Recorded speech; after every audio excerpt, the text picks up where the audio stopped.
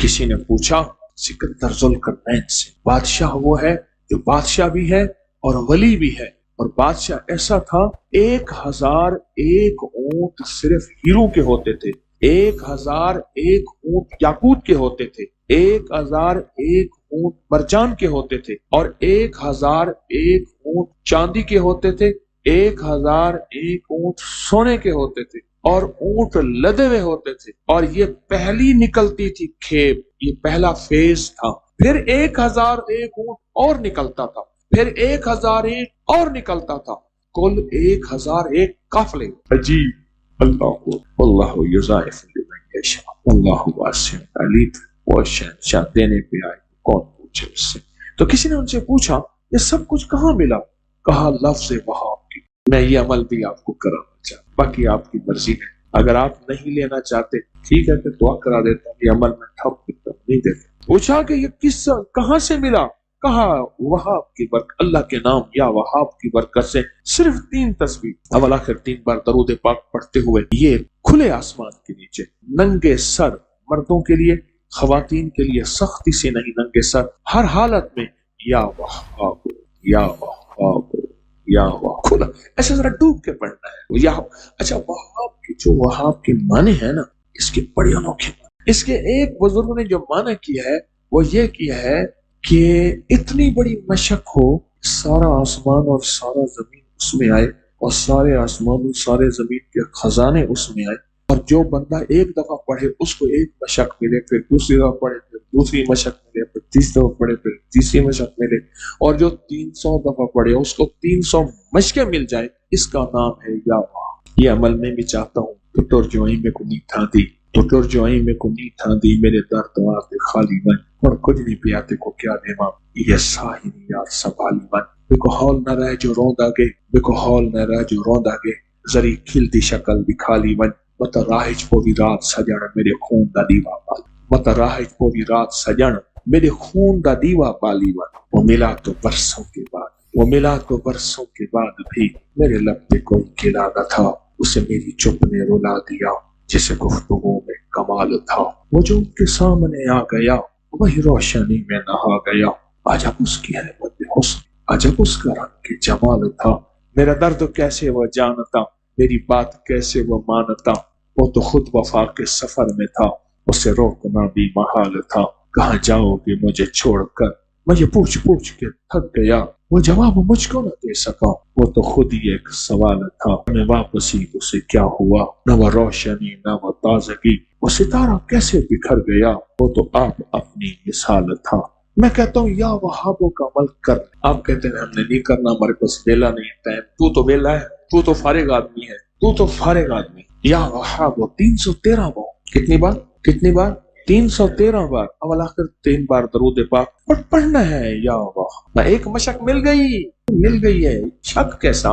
شہنشاہ ناممکن ہمارے لیے ہے نا، اللہ کے لیے ہے، یہ لفظ ناممکن میرے آپ کے لیے، اللہ کے لیے ہے، بولے تو صحیح، اللہ کے لیے کہا یا وہاب یا وہاب یا وہاب، 313 دعا کریں گے، دل سے کریں گے، اندر کے درد سے، سچے خلوص سے اور پورے وجدان سے۔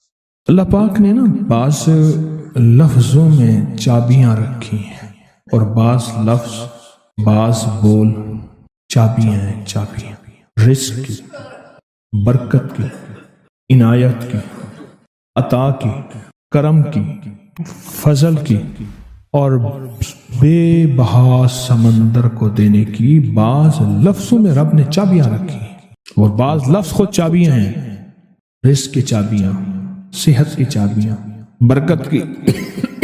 برکت کی چابیاں۔ یہ سورۃ مائدہ کی آیت نمبر 114، یہ عنایات اور عطاؤں کو عرشوں سے متوجہ کرنے کی چابی ہے۔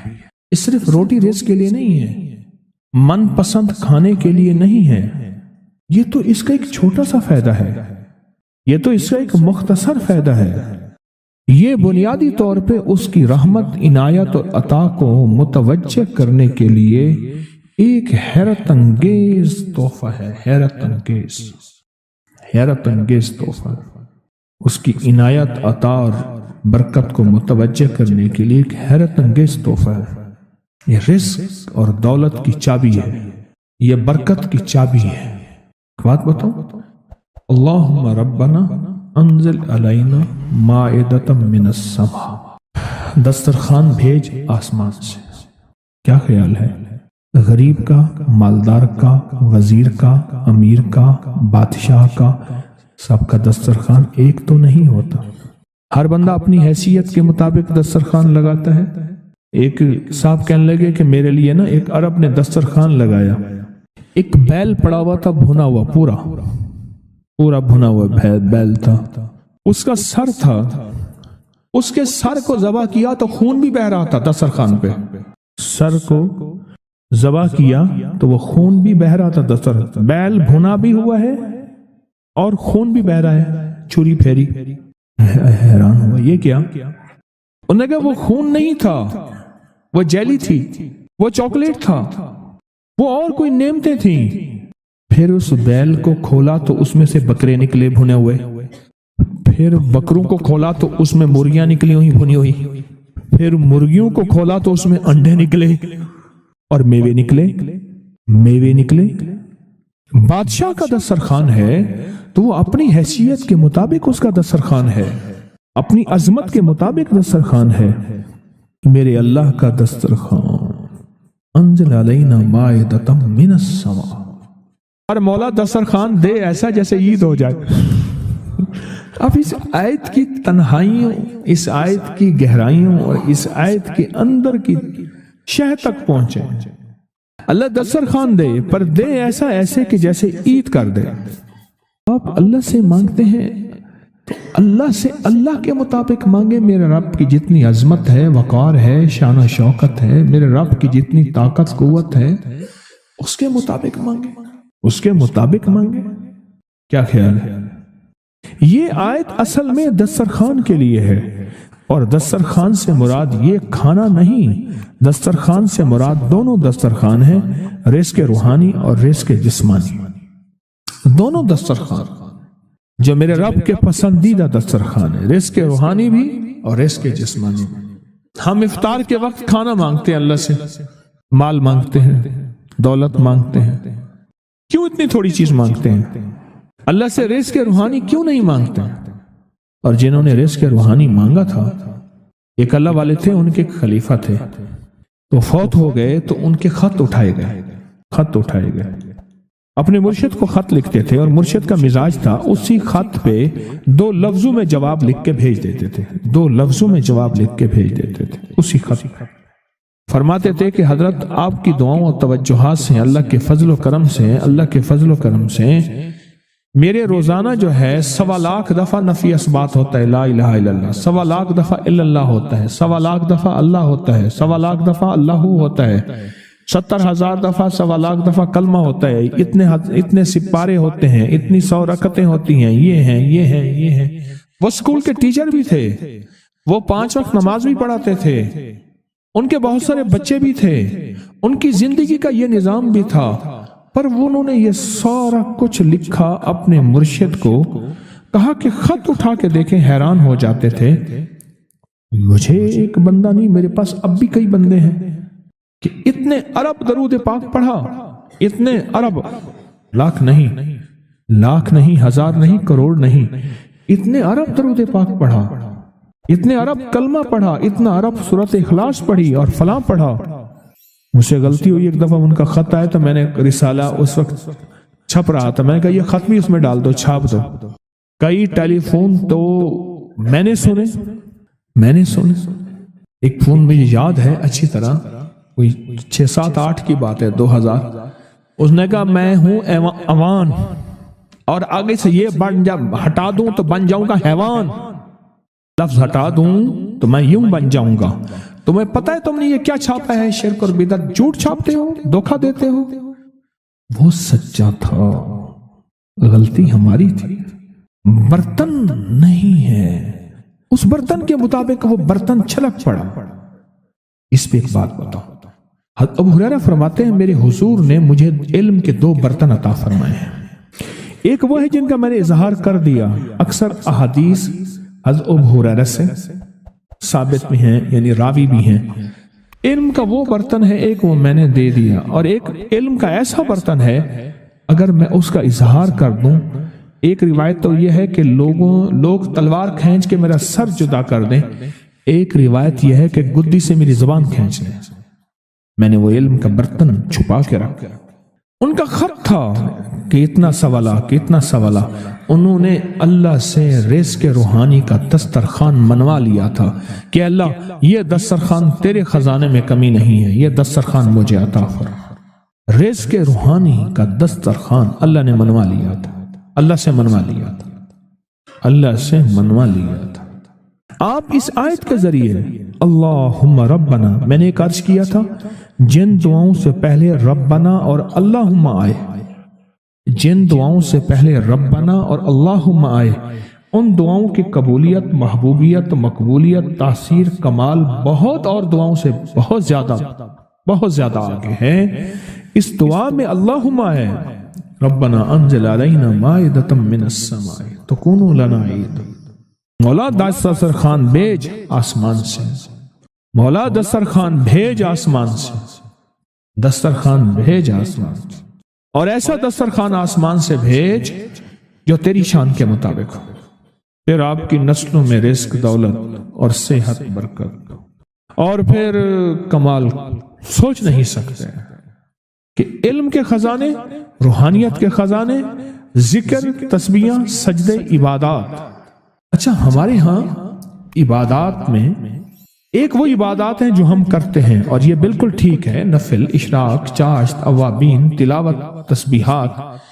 ایک لمحہ بندے پہ ایسا آتا ہے اس کی ظاہری عبادات مخفی ہو جاتی ہیں، اور یہ ہر کسی پہ نہیں آتا۔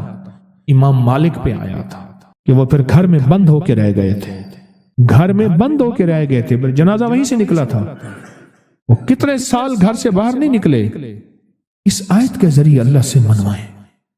ہمارے یہاں ایک پیر صاحب تھے، میرے والد صاحب رحمۃ اللہ علیہ، ان کا باغ اور ہمارا باغ آپس میں اب بھی ایک ہی ہے، دیوار کے ساتھ دیوار ہے، بنے کے ساتھ بن۔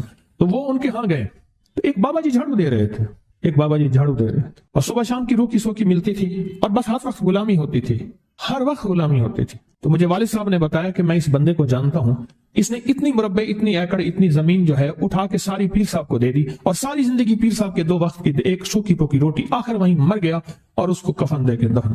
اسے پیر صاحب نے مجبور نہیں کیا، دعاؤں کی طاقت ہے، دعائیں نسلوں کو کھلائیں گی، پلائیں گی۔ پر ایک تجربے کی بات بتاؤں، بڑوں کی بات، دعاؤں کی برکت سے اللہ حلال طیب طاہر کھلائے گا۔ میرے پاس ایک صاحب ہے، کہنے لگا کاروبار کو زوال ہو رہا ہے، کورنگی میں، کراچی میں فیکٹریاں، ملیں اچھی خاصی ہیں وہ ایریا، تو کہا کاروبار کو زوال ہو رہا ہے، اور کاروبار زوال پہ چلا گیا ہے، کمپنیاں 2-4 بند ہو گئی ہیں، زوال ہو رہا۔ میں نے اللہ کا نام دیا، پھر ملے، کہا کچھ نہیں ہے۔ اچھا، میں نے کہا یہ اب پڑھیں آپ، اللہ پاک دکھائے گا مجھے۔ انہوں نے خود بتایا، میں ایسے کوئی سمندر ہے اس کے کنارے کھڑا ہوں، کہنے لگے کراچی کا سمندر نہیں، کہاں ہے؟ تو میری طرف پانی آتا ہے اور وہ گندا پانی ہے، بالکل میلا گندا۔ تو میں سوچتا ہوں سمندر کا پانی تو بالکل شفاف ہوتا ہے، یہ گندا پانی کیسے ہے؟ اور وہ گندا پانی پہلے میرے ٹخنوں تک آتا ہے، پھر گھٹنوں تک آتا ہے، پھر رانوں تک آتا ہے۔ اور کہا کہ مجھے دور سے ایک لہر آتی نظر آ رہی ہے کہ شاید میں اس میں ڈوب جاؤں۔ آواز آتی ہے چلا جا، تیرے رزق میں کوئی مشکوک رزق داخل ہوا ہے، ہم تجھے پاک کرنا چاہتے ہیں، اور یہ سارا مشکوک رزق ہے، اور تیرے مال کو ہم نے اس لیے کم کر دیا۔ گھبرا نہیں، استقامت سے ہمارا نام لیتے رہنا، بہت جلد تجھے ہم پاک کر کے پھر پاک مال دیں گے۔ پاک کر کے، کیا عجیب بات ہے، پاک کر کے پھر پاک طیب طاہر مال دیں گے۔ گھبرا نہیں، ہمارا نام لیتے رہنا، تو ہو کسی بھی حال میں مولا سے لو لگائے جا، قدرت ذل جلال میں کیا نہیں گڑ گڑائے جا۔ چین سے بیٹھے گا اگر کام کے کیا رہیں گے پر، گونا نکل سکے گا مگر پنجرے میں پھڑ پھڑائے جا۔ بند ہے پنجرے میں، نکل نہیں سکتا، پر پھڑپھڑا تو صحیح، محنت تو کر۔ والذین جاہدوا فینا لنہدینہم سبلنا، ہماری راہوں میں محنت کر، ہمارے لیے اللہ کی طرف قدم اٹھا، ففروا الی اللہ، پھڑپھڑا تو صحیح۔ بہت خوش قسمت ہے جس کو اللہ نے اپنی ذات کا تعلق عطا کر دیا، بہت خوش قسمت ہے جس کو اللہ نے اپنے ساتھ باتیں کرنے کا، راز و نیاز کا کوئی جذبہ دے دیا، جس کی زبان سارا دن ذکر میں، تسبیح میں، سجدوں میں، اپنی دنیا کے کاروبار بھی ہے، لیکن دل اٹکا رہتا ہے کہ اب نماز کا وقت ہے، آج میرا ذکر نہیں ہوا، آج میں نے قرآن کی زیارت نہیں کی، ایک صفحہ، 2 صفحے، 1 پارہ، 2 پارے. خوش قسمت انسان ہے آپ بہت نصیبوں والے ہیں، آپ بہت نصیبوں والے. یقین جانیں دنیا کا خوش قسمت انسان وہ ہے، دنیا کا نصیب و بخت اور مقدر والا انسان وہ ہے دنیا کا جس کو اللہ پاک کہے تو ہو اور میرا نام ہو. بس وہ درود پاک کی شکل میں ہے. درود میں اللہ اور اس کے حبیب پہ سلام ہے. اللہم صلی علی یا صلی علی، اللہ کا نام پہلے آتا ہے. میرا درود ہے، کلمہ ہے، تسبیح ہے، کوئی ذکر ہے، مسنون دعائیں ہیں، بس میرا نام ہو اور تو ہو.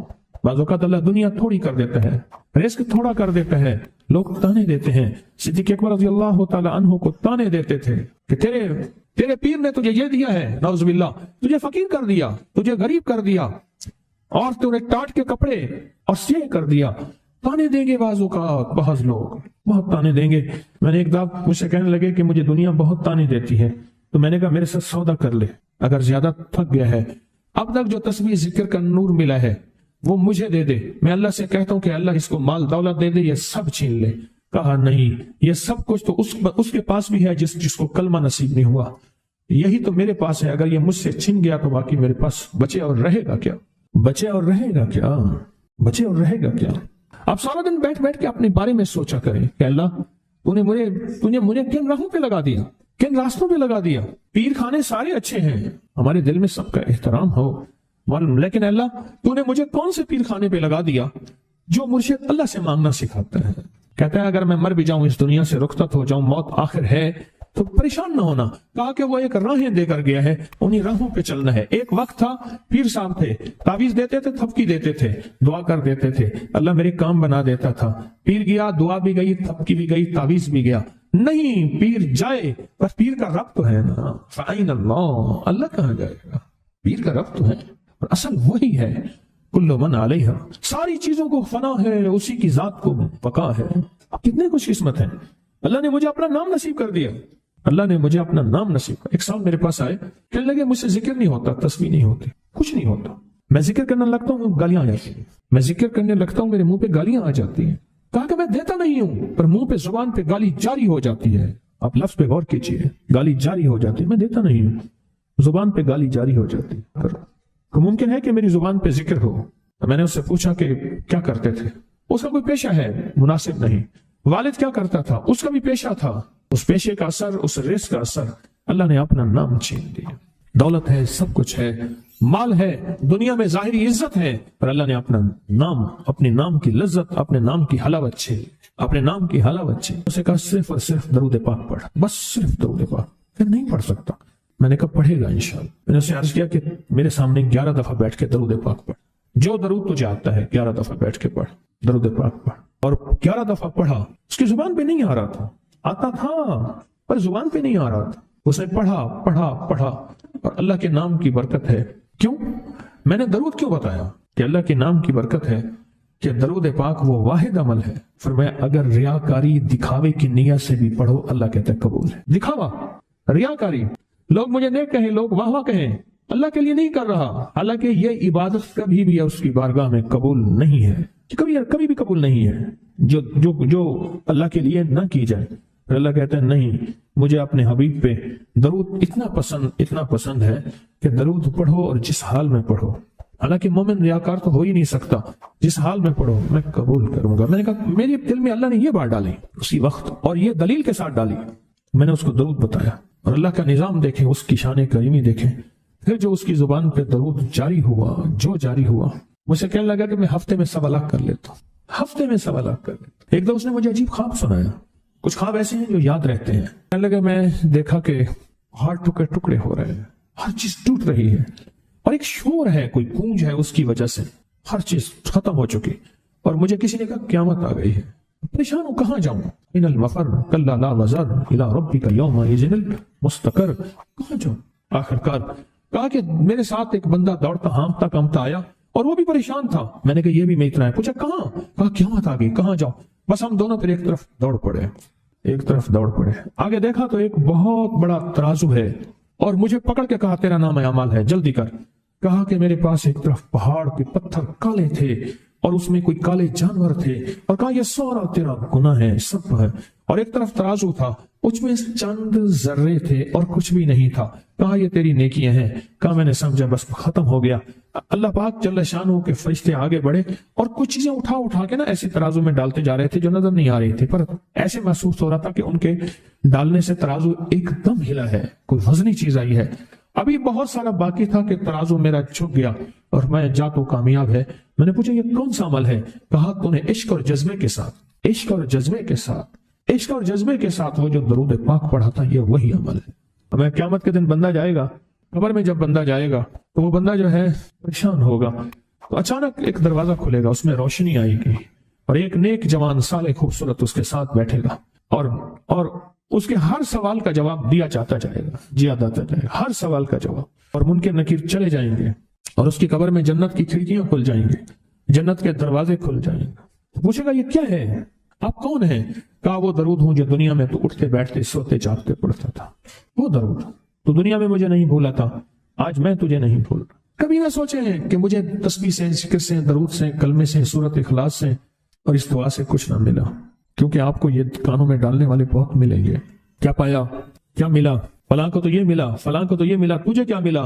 بہت ملیں گے، بہت ملیں گے، اور ایسے لوگ ملیں گے کہ جس کا گمان سے بالا تر ہے۔ ایسی دلیلوں کے ساتھ بات کریں گے، آپ کے قدم ڈگمگا جائیں گے، ہل جائے گا، اور انسان سوچنے لگ جائے گا کہ میں نے تسبیح خانے کا انتخاب غلط کیا ہے، یا پھر اپنے شیخ اور مرشد کے بارے میں وساوس اور بدگمانیوں کی بھار مار کر دے گا، اور شیخ اور مرشد کی جاسوسی اور تعقب پہ لگا دے گا، اور بدگمانیاں، شک بڑھ جائیں گے۔ اگر شک اور وسوسے بدگمانیاں بڑھ گئے ہیں تو سمجھ لے کچھ تھا تو چور آیا، اگر نہ تھا تو چور کہاں آتا۔ اب اپنے آپ کو یہیں سنبھالنے کی ضرورت ہے۔